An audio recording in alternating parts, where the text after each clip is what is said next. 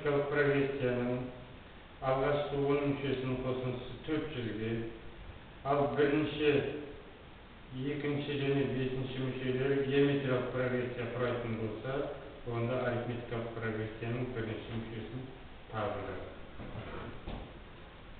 Арифметикалық прогрессия АН арифметикалық прогрессия болсын.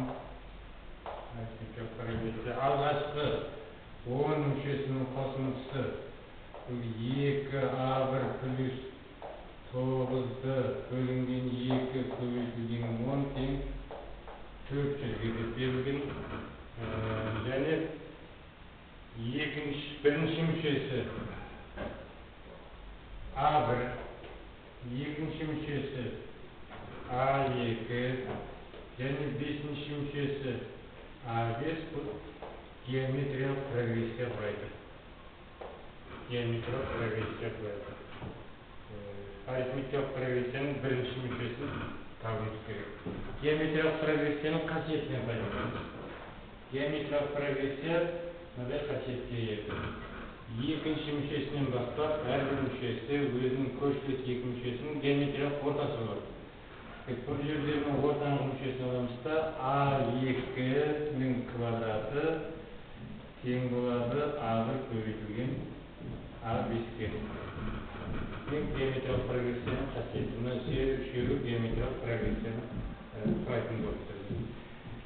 Енді А2-ның орнына А1 плюс Б деп жазайық, квадраты тең А1 көбейтілген А5-дің орнына А1 плюс 4 Б деп жазамыз. Енді осыдан алайық та жақшаларды ашып ықшамдайық. А1-дің квадраты плюс 2А1 Б плюс Б-ның квадраты. Теңдіктің сол жағын ашты. Енді оң жағын жақшаларын ашып, А1-дің квадраты плюс 4А1 Б. А1-дің квадраты мен А1-дің квадраты жойылады. Бәрін бір жағына жинақтасақ, Б-ның квадраты 2А1-ді, мынау 4А1-ді. 4А1-дің теңдіктің сол жағына шығарсақ, минус 4А1-ді болып шығарсақ, екеуі бірігіп минус 2А1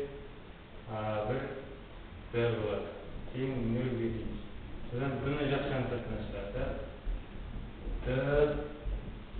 Д минус 2А1 тең 0-ге. Одан Д тең 0-ге деген бір жауап аламыз.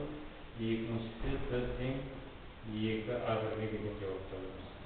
Бізде есептің берілгенінде өспелі арифметикалық прогрессия деген өспелі десе, демек Д 0-ге тең емес. Д 0-ге тең болса, ол өспейтін бір тұрақты сан болып тұрады.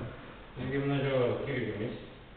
Бұл жауапты алмаймыз да, мына жауапты қарастырамыз. Енді біз баста берілген алғашқы 10 мүшесінің қосындысына келейік. Алғашқы 10 мүшесінің қосындысы 2А1 плюс 9-ды мына жерден бірден ықшамдап жіберсек, 2-ге көбейтсек 800, 10-ға бөліп жіберсек 80. Тең 80 деген. Енді А-ның орнына 2А1-ді қойып жіберейік та бірінші мүшесін табамыз. 2А1 плюс 9 көбейтілген Д-ның орнына 2А1 қоямыз, тең 80-ге. Қоссақ 18, 20А1 болады екен. 20А1 тең 80-ге, А1-ші тең 4-ге, 80 20-ға бөлеміз. Сонда